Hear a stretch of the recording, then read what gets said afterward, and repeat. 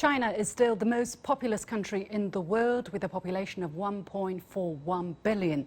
The National Bureau of Statistics, or NBS, of China released the report of the 7th National Population Census on Tuesday.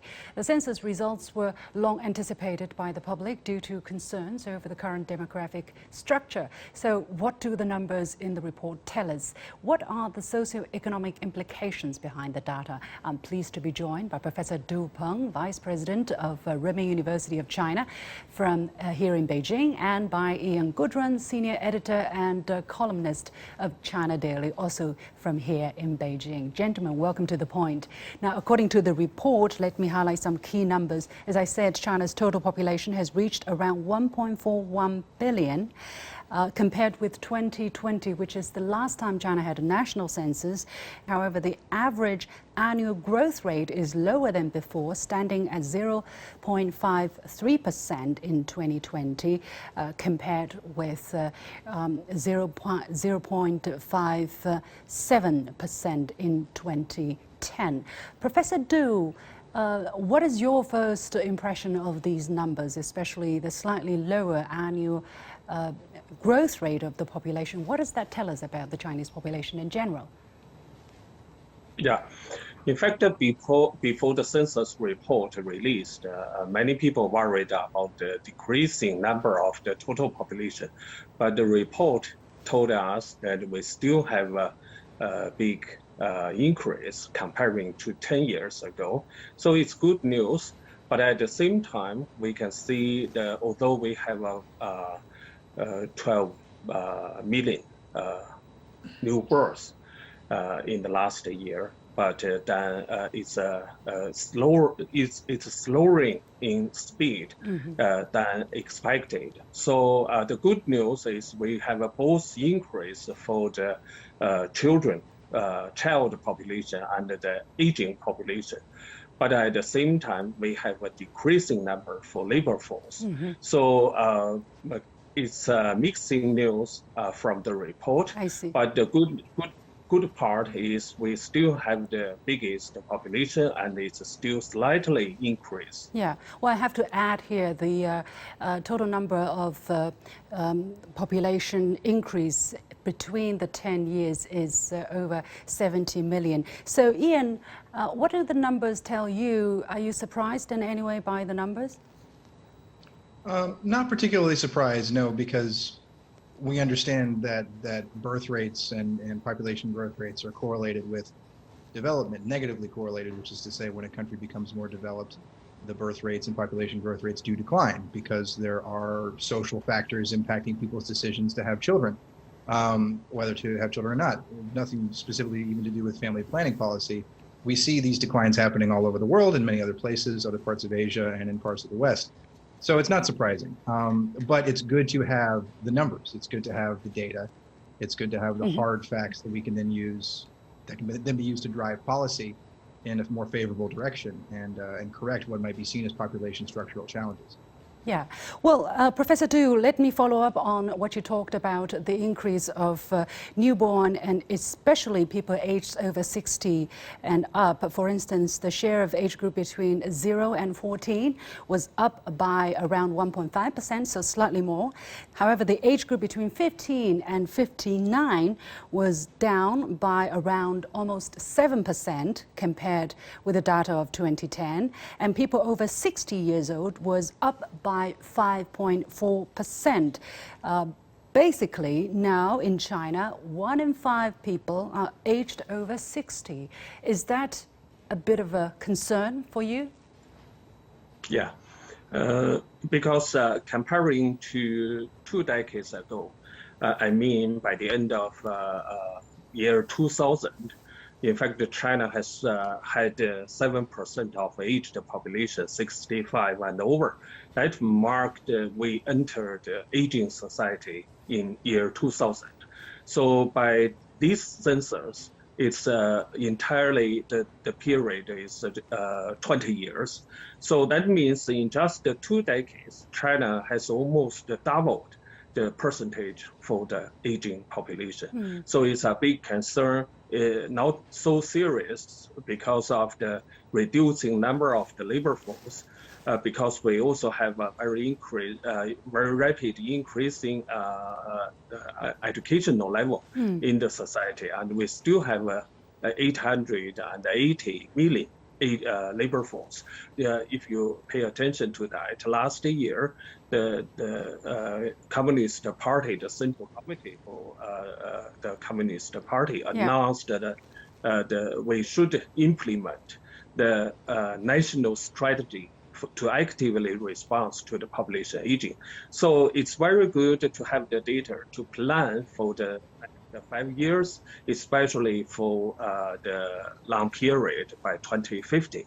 So it's not so serious issue by now comparing to Japan. It's 28% for 65 and over. But for China, it's a crucial time to plan for the next decades. Okay. However, we're hearing a frequently quoted word, demographic crisis, by many international media. Actually, a lot of Chinese people have also been reading about, such a crisis and asking whether it is true, whether they should be really concerned. I want to get, Ian, your reaction, your understanding of the situation, and also Professor Du afterwards. I think there's a little bit of a hyperbolic reaction in terms of labeling this a crisis or a cataclysm. I think the press in the U.S. And other countries are looking for the next crisis of legitimacy they can pin on China to undermine its progress. So I think what was already said is very valuable. The fact that there is a concern over the higher percentage of the aged population in terms of the whole country's population, but we're not at the same levels as other places, which means we're not seeing it at the same levels of other places. So that means that there can be planning and policy changes to accommodate this change and to make it, through a variety of ways, more possible. Let's not say possible, but more comfortable, more inviting place for people to have children. This is a question of also social development. So being able to accommodate those concerns over the cost of having a child, over the cost of education, healthcare, housing, through public policy, would ameliorate those concerns and increase the population purely by creating more favorable conditions for the birth rate to increase. Professor Du, your understanding and especially your reading of the mind of the top leadership, do they see it as a crisis which need, urgent and drastic action, or has this been in their mind for quite some time and, deliberation has been going on for a while? Yeah, in fact, in the past 20 years, the country, the government take a very active response to this population aging trend. I think generally we think that's a challenge because it's a challenge to the existing social security system, the medical insurance system, and the long-term care system. But if we do take the chance to face the challenges and to improve our systems, especially for the economic or social care and the support for the elderly, we can manage to accommodate that. So it's especially it's just at the early stage of population aging in China comparing to developed countries. So we still have chances. We have enough time to accommodate to meet the challenges. There are some other aspects, some other numbers, on top of the aging per se. For instance, it is pointed out that the education level has been higher. Numbers of senior citizens with a high school education and beyond have increased by 5%. And it's also said that the average years of education, of schooling for children aged 15 and above increased from 9 years to almost 10 years. So, Professor Du, what are the factors behind these changes and how significant are they comparing, in considering this is a country of 1.4 billion? Yeah, if we look at the data, it's very interesting and also very important to see, even for the aged population, 60 and over, 55.8% of these people, they are in younger age of the older age, from 60 to 69. So When we talk about the educational level, in fact, another number is for the whole country, for those aged 15 and over, the illiteracy number is only 37 million for the whole country. That means for the old people 60 and over, the illiteracy rate is lower than 15%. Comparing to year 2000, half of the older people, they are illiterate. So that gives us more chance to promote the social participation and to promote the active aging policies to enable these older persons to contribute and to join the development. Yeah. Ian, you have been living in China for quite some time, and you see on a day-to-day basis, how elderly people carry out their own activities, or how they're taken care or not. What is your impression? Do you think it's going to be a challenge for China, or for elderly people in China to, as we enter into a more aging society? Well, certainly there's going to be some concerns, but I think it's a good thing that people are on the whole living longer and getting more education. These are undeniably good things. And I think that there's an emphasis on making sure that people live happy, dignified lives at every stage of the process, whether they're a young child or whether they're an older person. And you do see that. I mean, of course, you walk into any park in the morning and you'll see people dancing, performing Tai Chi, whatever. So these are people that are not being, left in some elderly care facility unnoticed by their family or left alone, which you do hear about and see a lot in other places. So I think that the country's on good footing in terms of making sure that people, even beyond retirement, can stay happy, healthy, and living a dignified life. So the question now is just, how do you continue this? How do you maintain this level as these population changes happen and at every stage of the life cycle? Finally, my final question: birth rate.